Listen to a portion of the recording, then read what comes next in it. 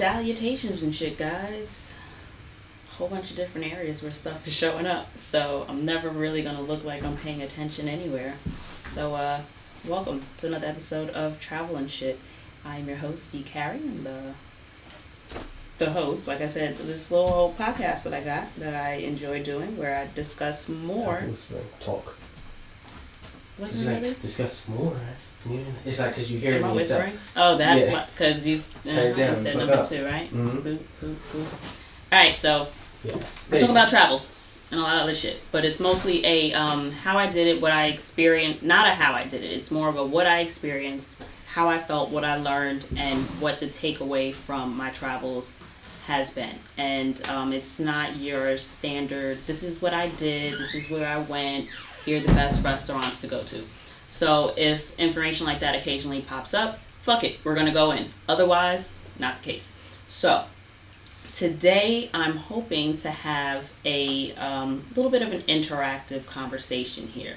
I've had great success on, hey Dave, how are you? I've had great success from IG Live before. So I'm hoping that between IG and I think I'm on Facebook, that this will be a really fun episode to do. So today's topic is visiting, I don't necessarily want to say small countries, but just visiting countries, places, or whatever on vacation and participating in immersive experiences and how that can possibly exploit the communities. So I definitely have had my share of immersive experiences while I was abroad. One in particular that comes to mind the most is my most so whenever anybody asks me where my favorite places that I visited have been, it's always going to be, well, so far it's Colombia and and Cuba.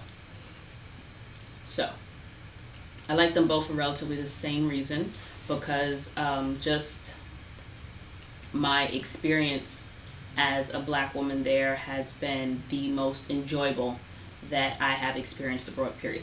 So those are my top 2 places. Now, in each of those places, I also did a really incredible immersive experience where I was able to immerse myself in different cultures in those areas. So I was in Cuba, and while I was in Cuba, I did a little bit, I stayed like coastal, and then I stayed in Havana for a few days. While I was in Havana, I did a experience where I was able to, and I've talked about this on a few other episodes, so I'm not going to rehash what the experience was for me, but I did an experience where I was with a bunch of locals, and they were all from different areas in Cuba, and they weren't like expats. They didn't move in and then say, hey, I've been here for 4 years, I love it, I want to share this with other people. I'll revisit that issue in a bit, but they're all from Cuba originally, born and raised, and they basically did an incredible job of explaining to us what Santeria is, voodoo, and a couple of other religions. And in that explanation, if you will, we also went to a village, and I want to say, and I might possibly be wrong, Guanabacoa. I believe that's like, well, wherever we went, it was initially the village or the city where it originated, where Santeria in Cuba originated. So we went there, went to a museum, had a great time, great conversations, and then we went to a Babalaw's home, and we received our readings should we have decided that that's something that we wanted to participate in, and we had meals, like we ate, we sang, incredible experience, right? But we also went to like a community center and a couple of different places that we went along the way. Now, outside of the being a group of people standing on a block where regular people live, right? So imagine you walk out of your house and you see that there's a group of like 7 people just standing there, and they are listening to one person in particular talk about whatever, because you don't know what the fuck it is. You just came out the crib. And now you've got all these people sitting in front of your house. Like, I know I would personally have a problem with that, right? That's not something I want to see. I'm immediately thinking there's something wrong, or somebody's buying something. It's immediately a red flag that something that I'm not exactly going to be excited about is underfoot. Like, who gets that's exciting to say underfoot, right? So, all that being said, what the fuck was I doing? I want to say that I just subscribed to Condé Nast Traveler, and I'm quite excited about that. I will say, shallow moment, I really only subscribed so that I can get the tote bag, so I'm a little disappointed that the tote bag didn't show up with the first issue that I received in the mail. So Condé Nast, get on that shit. But that being said, I think I was reading an article in there. I was reading the contents about Kyrgyzstan, or however you pronounce it, and there was something that I said I would get back to, and then I just kind of had to, how do I feel about my role in going to these communities, and how would I feel if this same experience, I guess you could say, would be reflected back on me, like if I were on the opposite side. So here are my thoughts on it. Wouldn't like the shit. Wouldn't like it the fuck at all.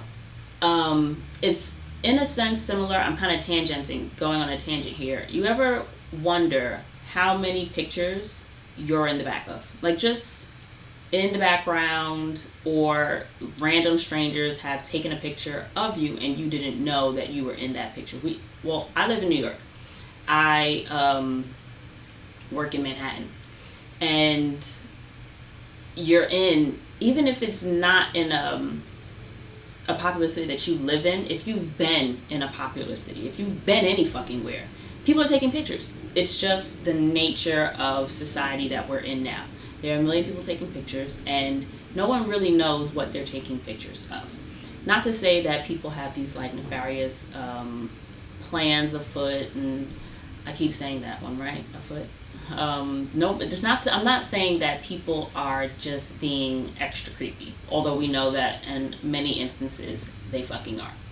But that aside, it's just always been one of those little things that I think about, is I wonder how many pictures I'm in the background of today, or I wonder how many people ended up Snapchatting something or being on fucking live and you're in the background.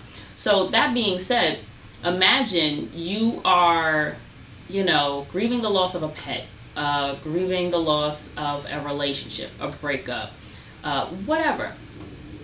And you are leaving your house, leaving your job, leaving the grocery store, whatever, and now there's like a tour group that's passing by and people are recording and they're taking video or they're taking pictures. Being that I live and do most of my shit in a city, like a very popular city, it's kind of like that's something that is not, a major concern, just because there's so much shit going on around me that people taking pictures doesn't really bother me too much.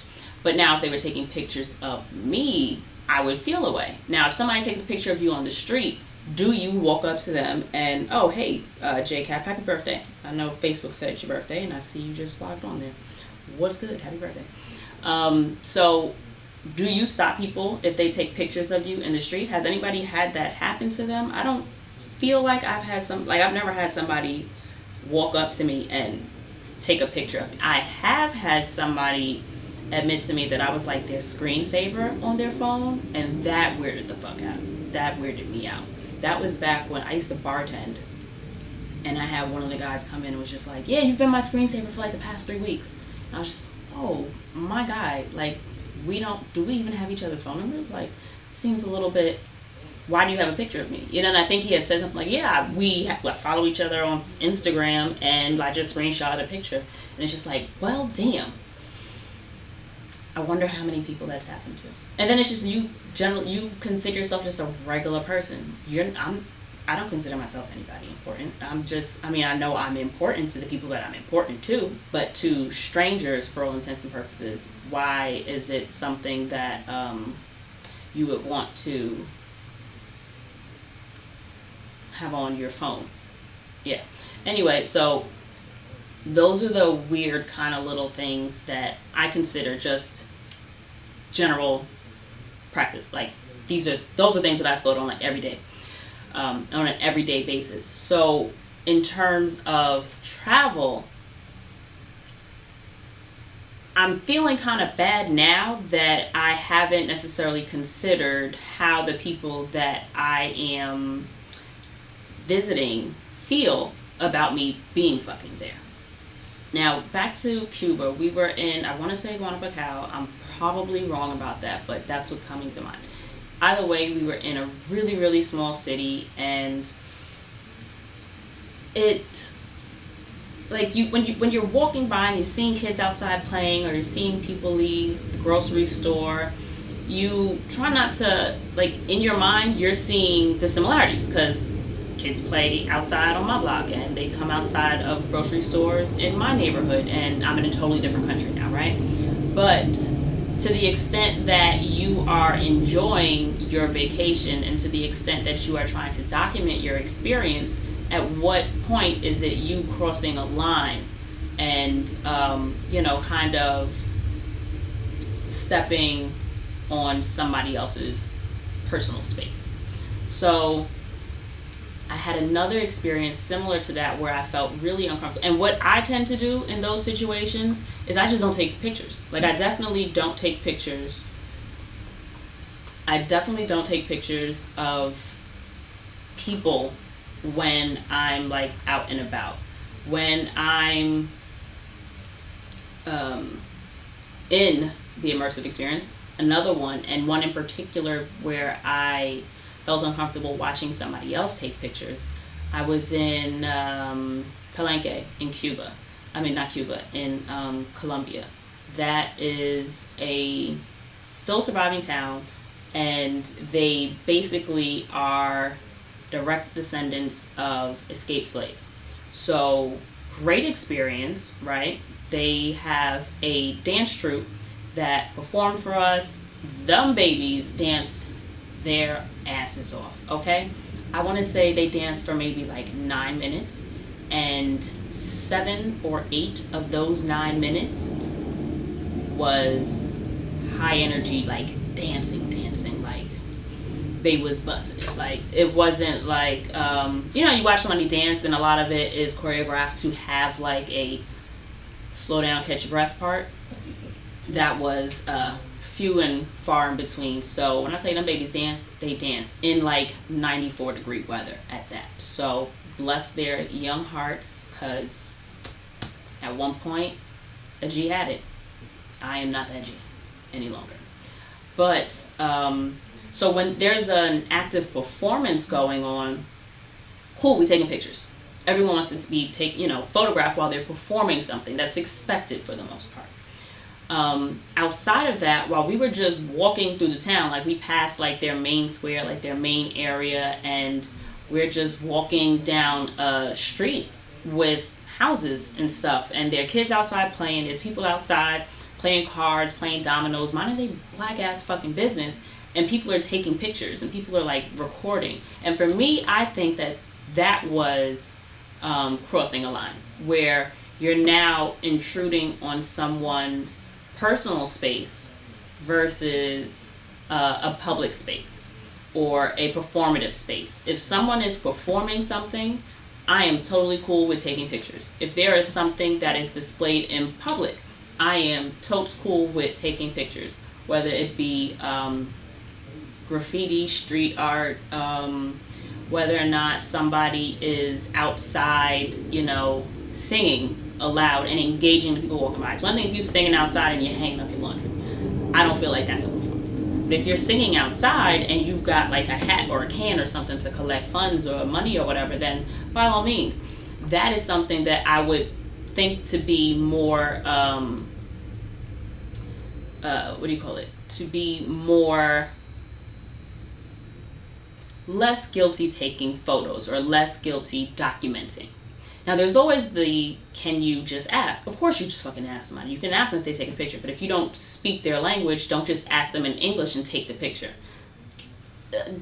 For all, the respect that you expect to receive from other people, then I truly think that, and I truly hope, especially just those of you that are fucking with my podcast, I feel like we have a lot of similar thought patterns, or that we would be somewhat like-minded, that you would ask somebody just sitting on a street if you can take their photo. It's one thing if you're taking the photo in a fashion where you're not going to be able to, readily identify the person, or if they're just, something totally ancillary. Is ancillary proper usage there? I think it is. I don't know. But it feels right, but that doesn't necessarily mean that it's right. In the same way that taking photos of something going on around you, depending on the type of experience it is or event it is, it may not be your fucking business to take a photo of. So the next question I had about that was, what actually makes it what is that line of delineation? Where is it? Not where is it, but at what point is it for someone to say something is wrong, right? So it's easy to say that there's something wrong or something exploitive about an experience when, say, someone from outside of the community comes in to benefit or to profit from the experience. So if I were to move to Bali a week from now and decide to do a yoga retreat someplace, it's not saying that I'm unable to add value, right? But how am I offering this retreat? Am I offering it in a sense where I am in some way giving back to, say, community? Or am I offering this retreat in a way that I am totally dismissive of the people whose space that I'm in and solely worried about my profit? Actually, that may not have been the best experience, because that's just a service. Let's say, okay, most of the immersive experiences that you're going to go, on and about are going to involve some sense or some form of community.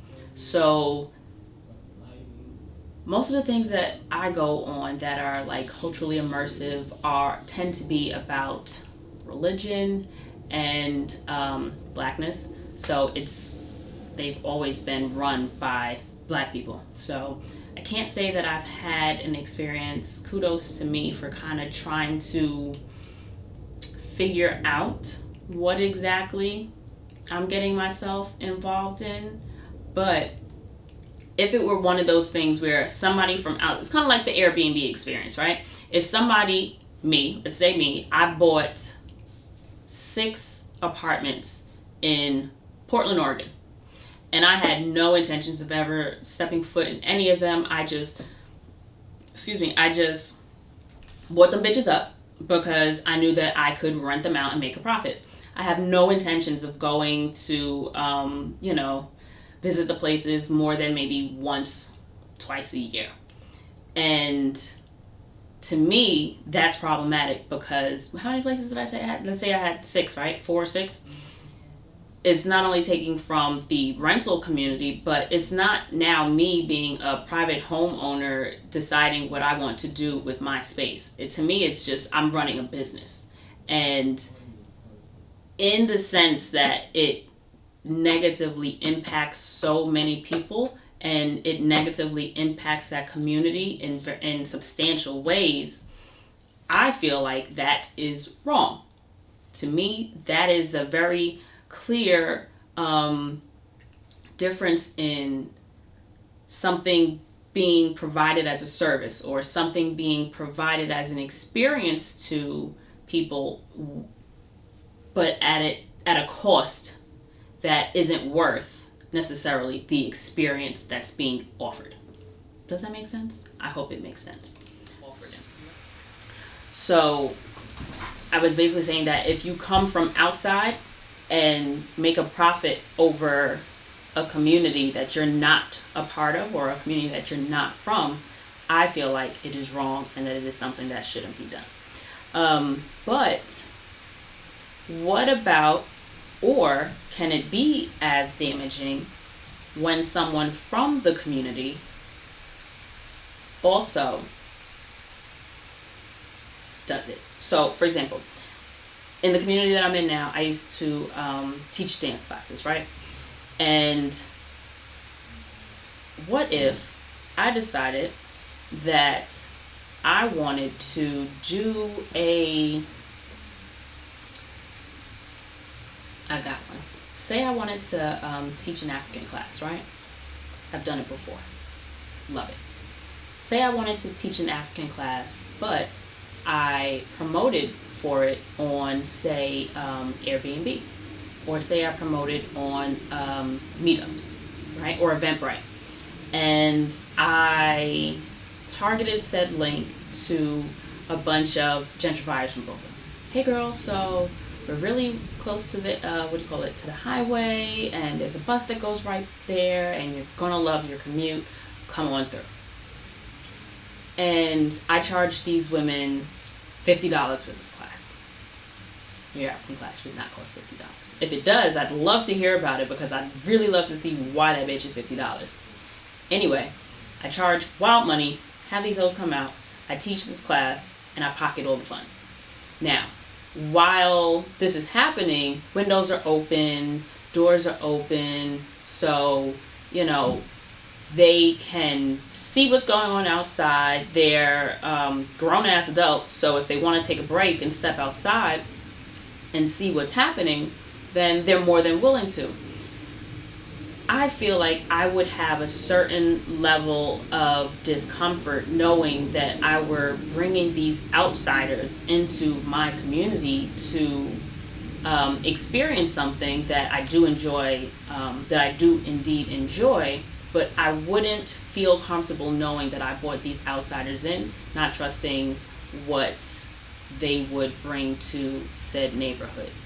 And it's one thing where outsiders come in and, it's, you got something to do while you're there. You're coming to see somebody, you're coming to patronize a business, and then you go about your business. I just feel a certain way about inviting certain types of energy into said spaces. Hey, Elder. And I'm feeling like a little contradictory also. Because it's kind of like if I were to go to fucking Howard Beach. And Howard Beach is a pretty white ass neighborhood, y'all, for those of you not from Queens. Or even I went to Adelphi in Garden City, which is I don't want to say very white because I don't know what the demographic is. However, in my experience, in the 3 years I lived out there and the 4 years I had to be out there to be in school, only black people I saw were the ones that were on campus. Everybody else was white.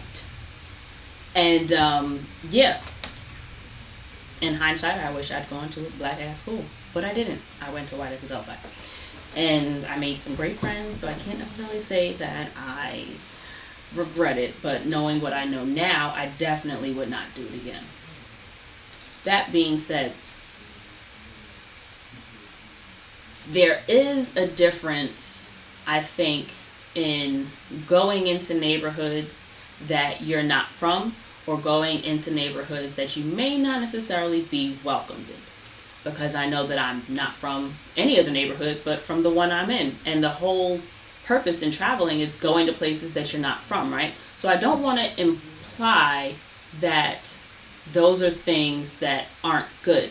However, I feel like there is a discussion to be had about people that come from outside of certain communities into communities and then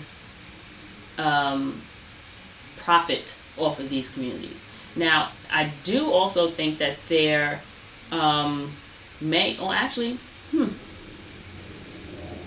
no. It may be that it's generally an issue when this episode, if you haven't noticed, is me just thinking out loud. So hope you folks with this one. There may be a difference and there may not be a difference. It depends on how it would be, the semantics of it, right? How it can be articulated, whether or not it would be cultural appropriation. If somebody were coming to do an experience and they gave you the semblance, or they gave you the notion that you were doing it yourself.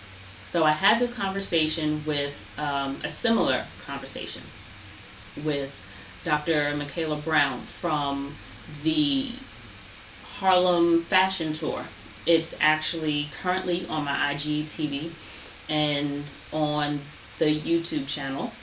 You can go to dcarry.com or travelandshippodcast.com and it will link you to the YouTube, or you can just go to YouTube and search Travel and Ship, and you're going to use the exclamation mark. Whenever you're searching it, just use the exclamation mark. So we had a very similar discussion where she was saying a lot of the groups that she has come in to take her tour will be a bunch of white people, and they're walking through Harlem. Although Harlem has been relatively gentrified, there are many white people that live in Harlem now. There are places, and I don't want to say just places, because there are also just parts of the tour where you're just, my grandma says hi, she likes my topic. Hi, Grandma. That was on Facebook Live. So Grandma, you're getting a shout out on this episode of the podcast. I think it's episode 58 or 59. But she has a section, well, not a section, we had the conversation, and I'm pretty sure that actually this part of our conversation was in the video. So definitely head over and check that out if you're interested. Even if you're not interested, go check it out. Where she specifically makes it a point to greet the men that stand, or men or women that stand out in groups, like say in front of the store, or on top of, not on top of, like on your stoop, like just in front of your building or whatever, right? She makes it her point to speak. Hey guys, how are you? And it is an intentional move for her, because she can feel and she can see that many of her tour guests are very uncomfortable when they're about to walk past this group of black men, brown men outside, whether it be in front of a store, in front of a building, in wherever. And she does that so that they can see these are people. They are nothing to be afraid of. Nobody is going to cause you any harm. They are regular men and women that are deserving of your respect, the same as, the men and women that you encounter at your everyday job, whatever that may be. And, they respond back, we good, sis, you good? Is everything all right? How's your fucking day? And I love that she mentioned that, because I feel that a lot of times when you're on these walks through different neighborhoods, or when you are immersing yourself in someone else's culture, that it's important to be aware that you are not from here, that you are in somebody else's home. And there's a certain, I don't know if it's a black thing or if it's just a respectful thing. For anybody that would like to chime in and let me know at some point in the future, you speak when you walk into a room. You walk into, except for the only place I see it not really being a thing is if you were to like walk into a store. So if I were to walk into a store, I'm not necessarily going to, resound a greeting for everyone to hear. Generally it's the opposite. I walk into a store and the store clerk or whomever is the one that's going to speak to me. I definitely notice when they don't. I feel away when they don't. I'm less likely to, spend money in an establishment when I'm not greeted at my entrance, especially if I see that they're greeting someone else. So, there's that on that. But if I walk into a friend's house, a cousin's house, if I walk into a locker room, if I walk into somebody's office, good morning, how are you? Hi. Even if I walk to somebody and they have a post on the street, like if I'm talking, when I order my coffee from the coffee cart, first thing I start with is fucking good morning. Just because pleasantries, you enter someone else's space, you speak. But there's a way of speaking or greeting someone without having them feel as if you're doing them a favor also. So instead of, or in lieu of, being dismissive of the people that you are surrounding yourself when you go on these culturally immersive experiences, and when you go to these events, and what's the other word I'm looking for? Just events and experiences pretty much does it. When you do this shit, like, be not only respectful about these people, but do it in a way where you're not doing them any favors. But damn, if you only saying it just to be like, you're saying it, that's just as bad. Like, my mother always told me, don't do me no favors. And it's like, I don't like, because I've seen it also where you'll have somebody like coddle a baby. They're like, oh, hi, look at the baby, she's so cute, and they do this whole woo woo woo, just like, or you could just say good morning to the 7-year-old, because 7-year-olds just understand good morning. They don't need you to squishy it up. That's not necessary, So I feel like if you're gonna go someplace and be not dismissive, but belittling of the people, like, it's kind of like one of those things where if someone doesn't speak English well, or if they don't speak English, people start yelling. It's just like talking slow and speaking louder isn't going to make me understand the language barrier. That's not lessening the barrier here. That's just making it even worse, because now I'm feeling disrespected. It's, don't do it. Let's see. We all like to, okay, so Elder is white associate of mine, one of my e-friends, and he says that we all like to feel welcome. Appreciate the input there, brother. So white people like being spoken to in the morning too. Pleasantries, guys. Everybody fucking likes them. Use them if you can. So when you go on these experiences, don't say, hey, just because you want to say, oh, I've spoken to, Indonesian kids or something like that. You just speak, like, be a good person. Don't be a dick, guys. Don't be mean-spirited people, because not only are you, sad to say, ambassadors of your country, and in some cases, ambassadors for your race.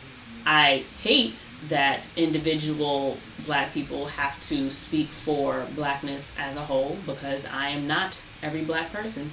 I am not every woman. I'm not every, woman with short hair. I'm not every natural hair girl. So it's like when people say, oh, well, do you do this to do your hair? Or, oh, well, you must not like doing this because you're from it. I can't speak for everybody. The same I don't expect for other people to speak for everybody. But unfortunately, that is not necessarily the way of the world. We know that people use what they've got right in front of them many times as a representative or a representation of the larger. So you going abroad and being jerks to people kind of gives like that negative taste or that negative connotation to, Americans that don't respect this, or Americans that, don't care about other people. And it just sucks that in a lot of places even as a traveler, I see other people doing it. You know what I mean? So it's not a surprise for me because I see it here in the States. I see it in America. I see people just be really nasty to other people. But it just always disheartens me more when like I see it from Americans to people abroad. Drives me crazy. My grandma said, "Don't be phony, be real." Thank you, Grandma. I agree. What was the other thing I said?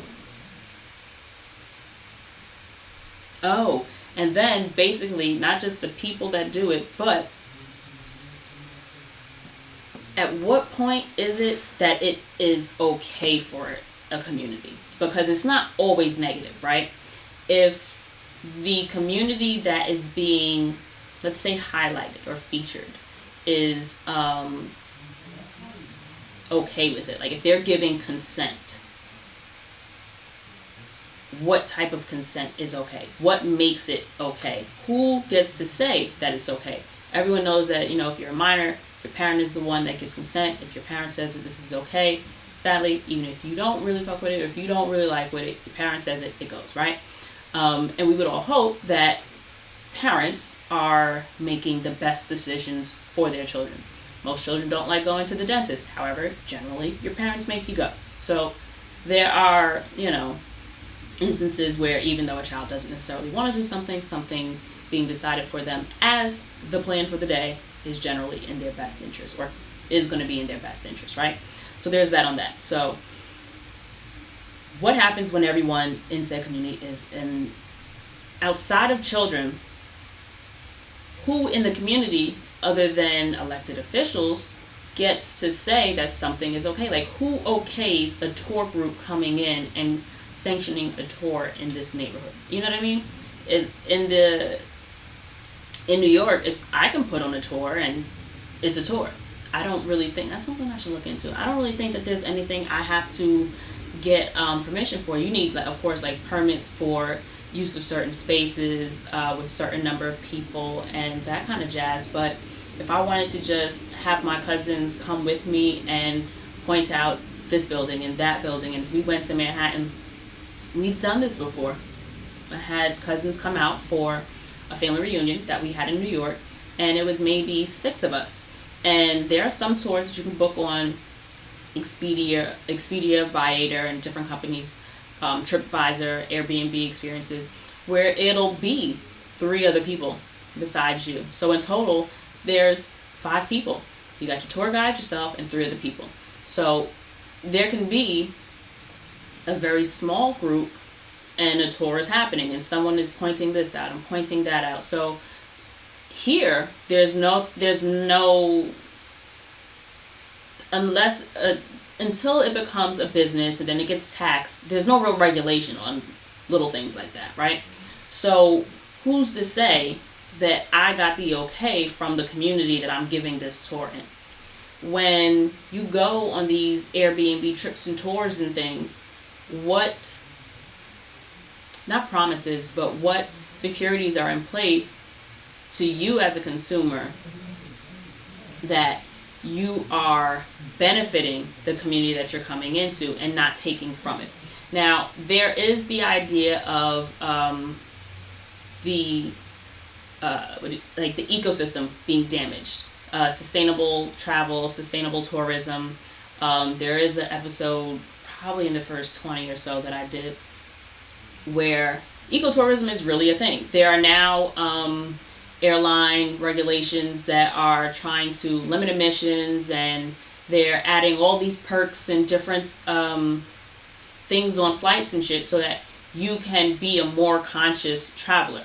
They're taking, single-use plastics out of a lot of things, and they're changing this type of paper to that kind of paper. And there are a lot of different things within travel that are trying to also step into the sustainability lane, right?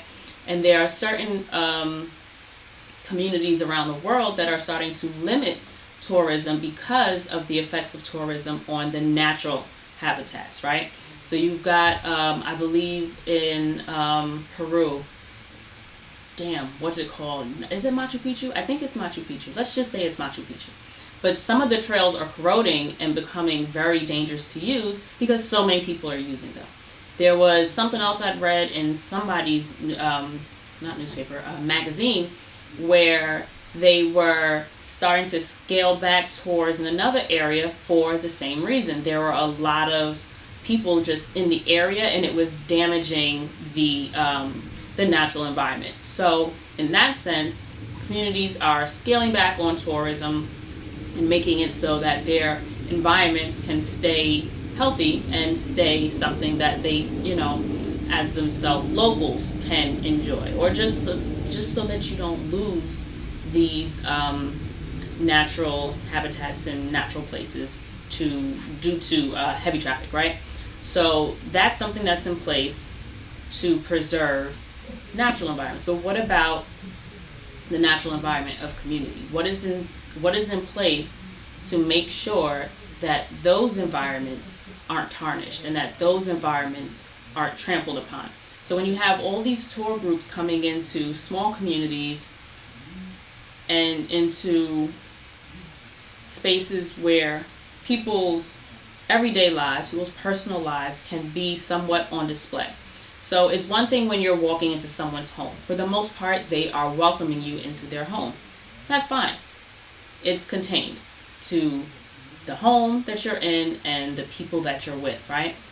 But walking down a road where there isn't that much entertainment on site, like in the first world country, you can have kids inside playing video games, inside on their computers, inside on cell phones, or inside doing whatever number of million electronic things that are in there. Not to say that everything inside is bad, but they may spend more inside than outside.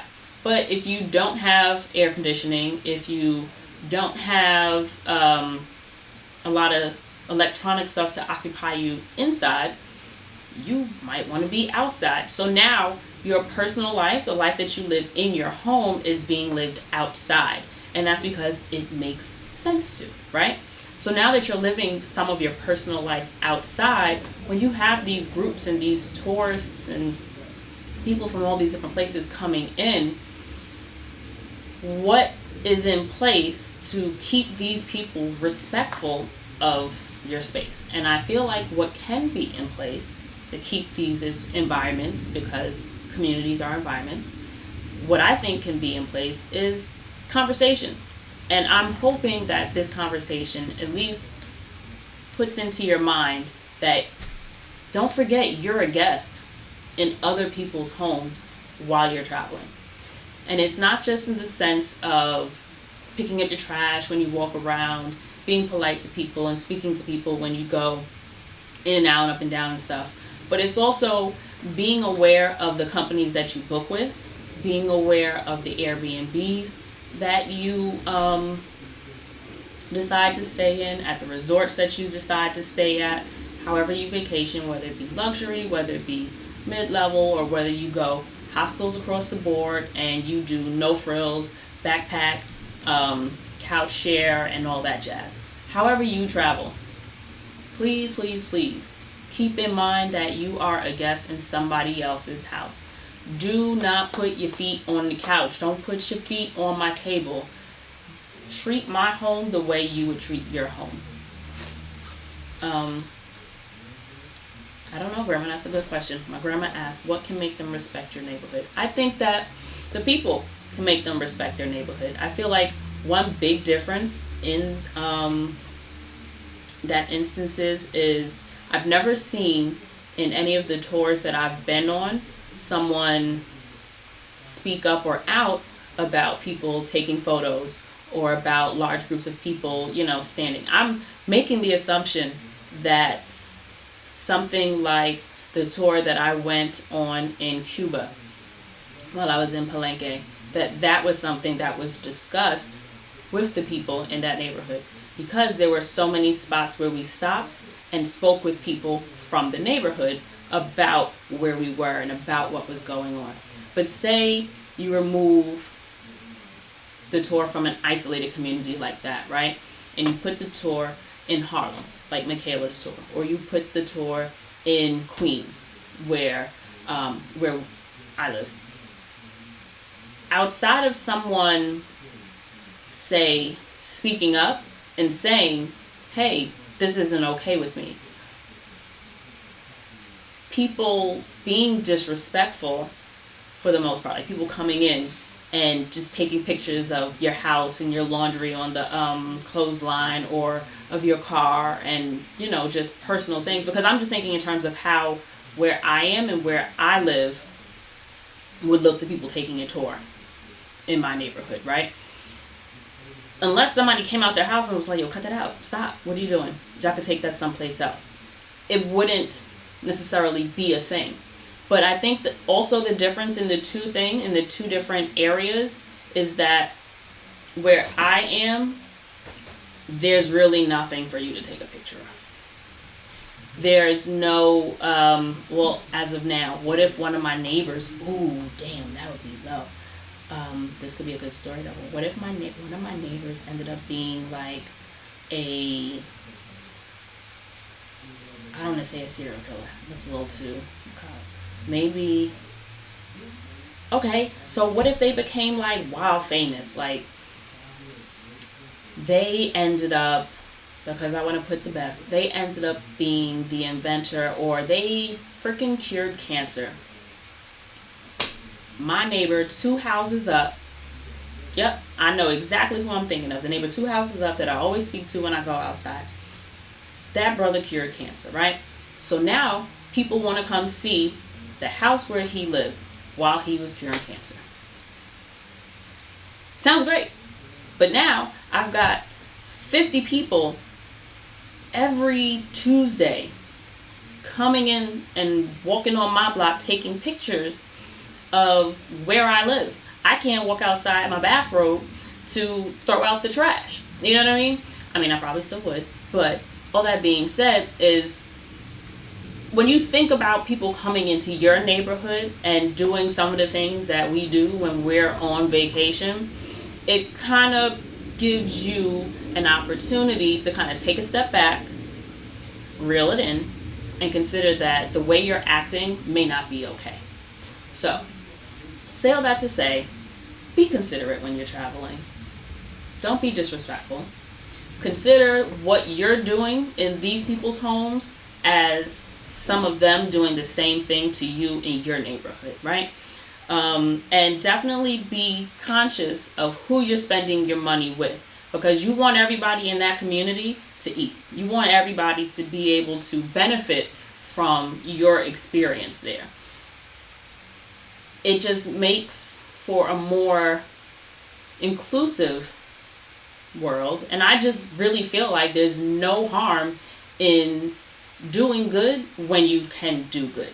So in the little ways that you're able to benefit, or no, to impact people for the positive, I definitely think that you should be sure to take those opportunities. So all that being said, this episode will be live, like big live, not live, but I've got great, I think it's 4K quality. I'm sure I got 4K. I don't know. But it'll be on the YouTubes, because now there are visuals for the podcast. So if you'd like to watch the podcast, you can go to YouTube and type in Travel and Shit and watch the podcast. It's cold, I'm tired, and pretty sure that I don't have any other announcements. Yeah, keep following IGTV so that you guys can continue to see the new, I don't say installments, but I guess, new episodes of the 6-Piece and a Carry-On series that will be wrapping up before the holidays. I think it should be wrapping up before the holidays.